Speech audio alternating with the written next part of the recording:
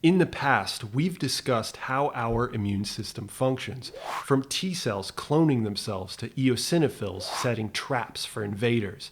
And we've likened it to warfare, which is a good comparison, simply on a microscopic level.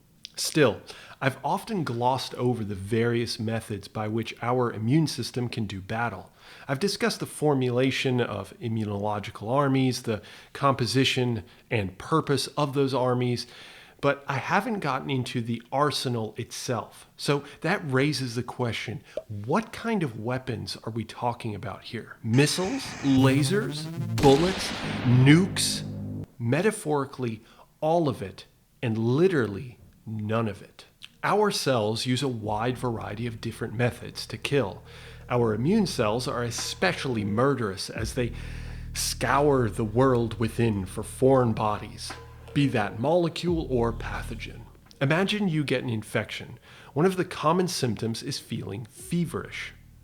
The feeling of feverishness doesn't just happen from nothing. There is an immunological reason for it. One of the mechanisms for the rise in temperature is due to the release of pyrogens, which are molecules that bind the hypothalamus of the brain.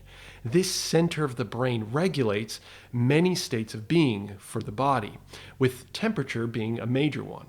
When pyrogens bind, they lead to changes in the molecular signaling within the cells of the hypothalamus that inevitably lead to an increase in the body temperature set point, leading to your cells generating more heat through the expenditure of more cellular energy.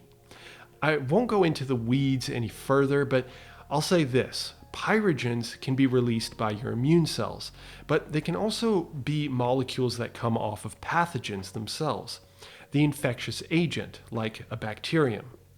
If these are sensed, they lead to similar effects. Raising body temperature isn't a useless exercise. It leads to a systemic stress that your cells can handle, but the pathogen may have difficulty managing as well. So you can play a little game of chicken to see who gives up, and by give up, I mean die. In the vast majority of cases, the pathogen succumbs. Okay, so you know and have likely experienced a fever before, and there are other subcellular effects wherein, well, our immune cells shiv the enemy.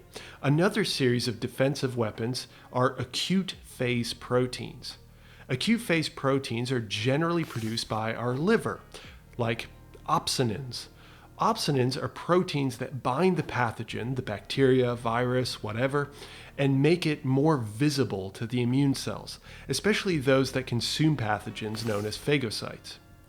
If the pathogen is coated in these proteins, it is akin to wearing like a highlight vest in a club. The immune system will notice.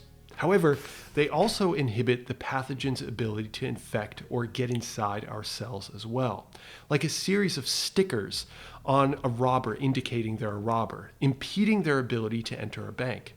Similarly, the liver also produces C-reactive protein, which is a general protein that is elevated and accrues where there is significant infection. So if, for example, a colony of bacteria are located in a section of the body, C-reactive proteins will stick to the bacterium's membrane, specifically to the polysaccharides, and this then leads to a series of reactions. One is the recruitment of immune cells, but it also leads to our third arsenal, complement proteins.